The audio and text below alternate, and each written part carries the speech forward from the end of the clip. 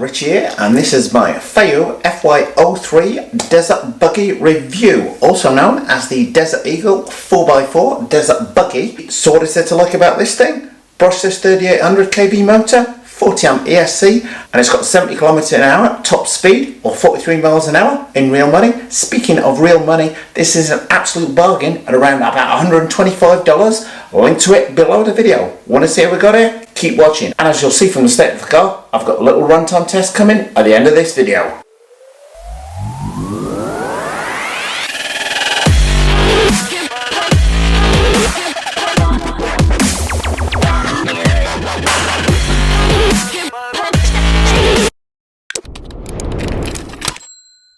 Welcome to my Feiyue FY03 Desert Buggy review, otherwise known as the 4-wheel drive Desert Eagle. This caught my eye on a Banggood website a few weeks ago, and I put up a little post on my YouTube page to say, guys and girls, what do we think of this? And the overwhelming response blew me away. The amount of people that said, yeah, I like the look of this, really like it, get one. So I've gone ahead and got one of these.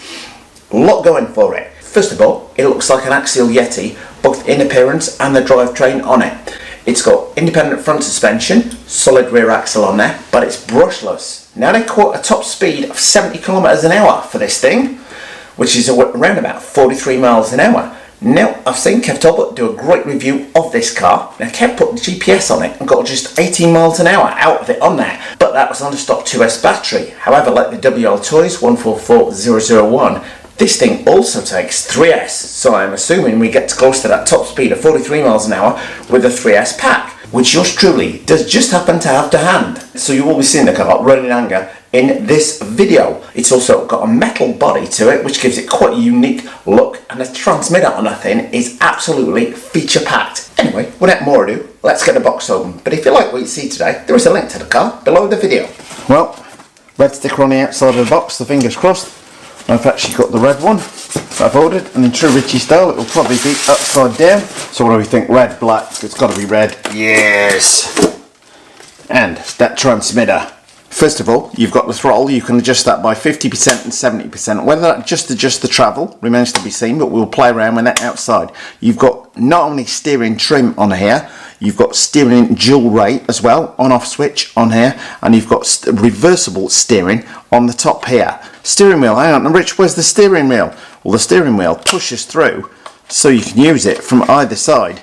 So if you then flick the steering reverse switch on the top, you can flick the steering wheel over like that, and you can use it whether you're left-handed or you're right-handed. You will also note on here this little sticker which you remove, and there is a key somewhere in the box there which you can use to set the thing between like crawler or learning mode, they refer to it as crawler mode, and high speed mode on here. 4 AA batteries in the bottom. Let's get the car out of the box, battery charged up, and then outside. It does come with a balancing charger. Now anybody looking at that thinking, oh, it's not got the right plug for America on there, Richie, Banggood actually do supply an adapter plug that comes with it, meaning that I can use this to charge the battery up in America. Now this charger is similar to a lot of ones coming out of the Far East at the minute. It does not connect as your charger traditionally would do to this Dean's connector on the back of the car. It connects to this little white balancing lead on the battery charger. But if you've got a traditional fast charger with a Dean's connector and a balance put on it, you're going to be able to fast charge that battery and do away with this charger. But it does come with a charger included with it. Some stickers, but we'll see what the body looks like as it is. ESC programming manual on there. Well, this is definitely a Richie whoa moment. This ESC is quite early function. For a start with, it's got 3 ESC modes on here.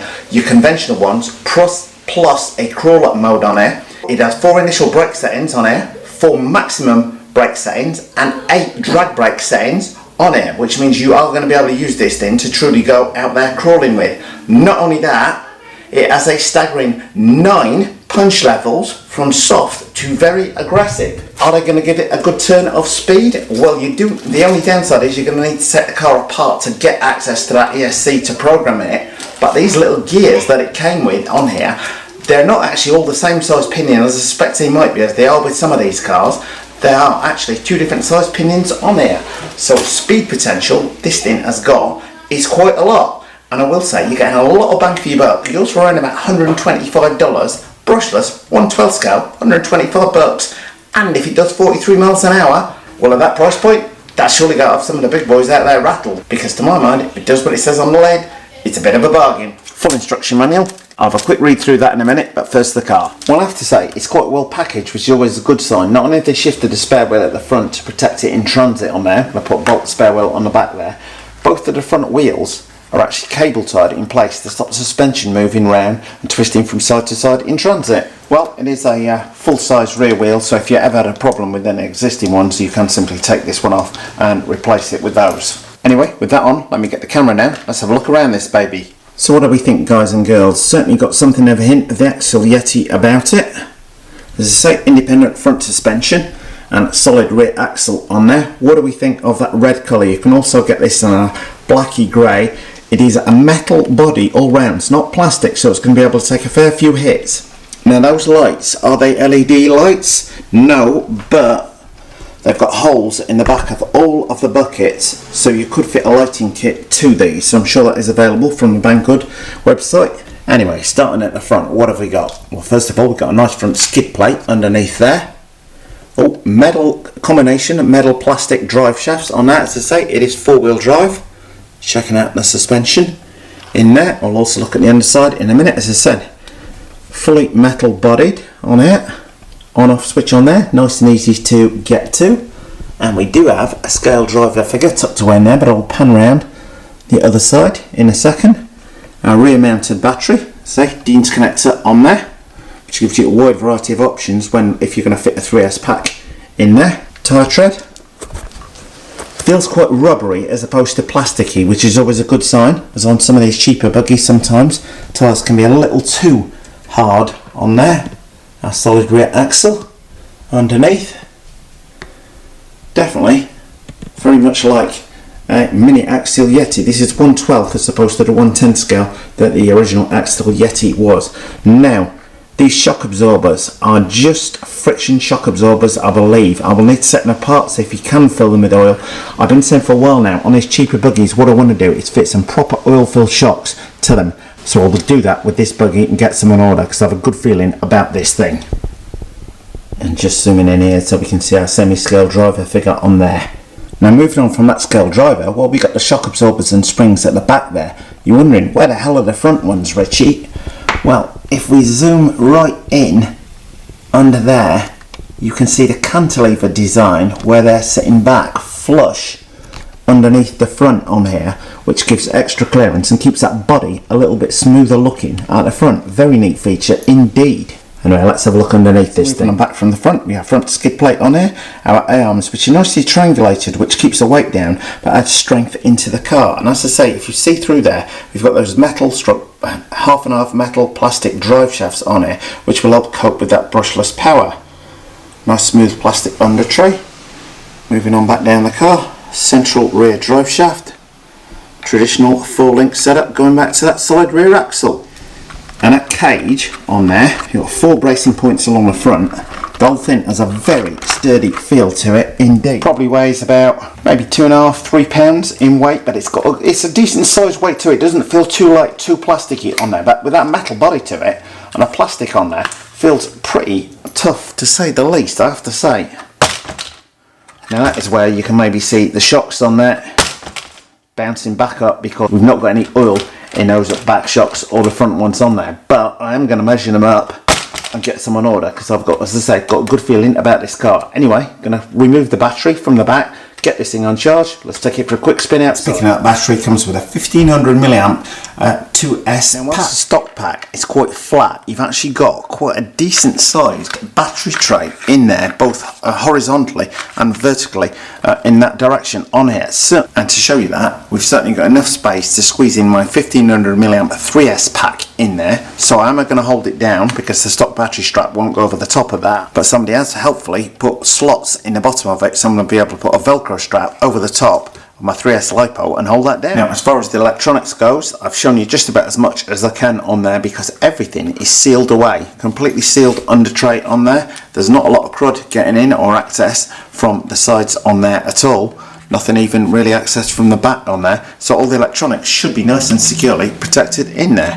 drive, which is quite impressive. And staying with our electronics theme, did mention on the transmitter you've got this little sticker to peel off. That's because you can use this key to switch that arrow from green, which is the children's model mode, to red, which is the high speed mode. So, job done. No, in all seriousness, I'm going to start it on the children's mode and we'll see how it goes in what they call crawling mode. Anyway, before we get going outside, a quick look at the instruction manual because it's worthwhile checking out. First of all, note there's a 6-wheel drive one of these on the front cover. That's because they do sell a 6-wheel version of this. Now this talks through all the basic setup of the car, how to charge it, how to steer it, set the throttle, etc. But here is the hobby grade stuff, fully exploded parts diagrams with every single part listed on here for you to reorder. In fact, a lot of Western companies could learn a lot from this diagram, particularly all the screw sizes shown in real size on there. Absolutely outstanding, I have to say. And at the back there, you've got a list of all the spare parts for you to order. Very, very comprehensive indeed. A lot of people could learn from this instruction manual. Car powered up on 2S to start with, all ready to go on it. No idea why this green light's flashing as the new batteries in the car.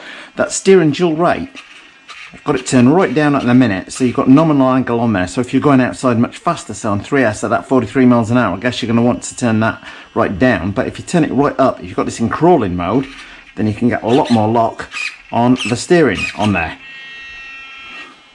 So I'll turn it on about halfway for the minute, take it out around the yard. Now carefully lifting the car off the ground, that throttle trim is at 50% at the minute, so it's going to give it full throttle. Move that up to 70%. Ooh, that's edging forwards a bit.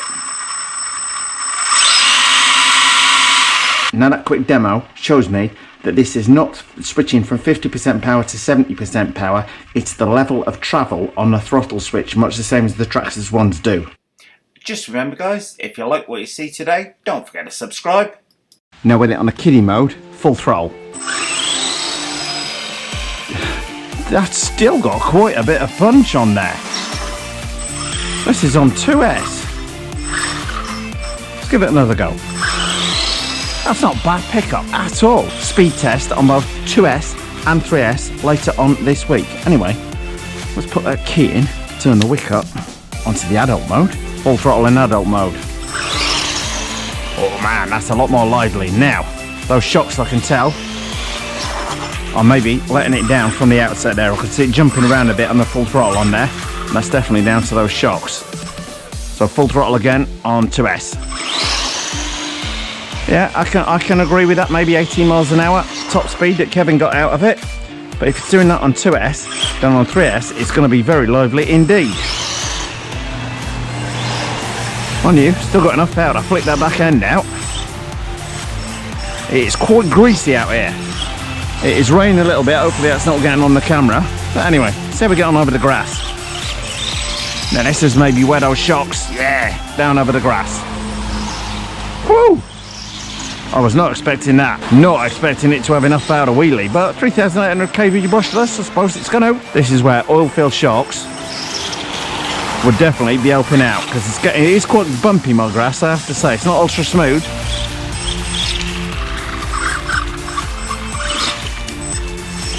But it's got plenty of power, I have to say.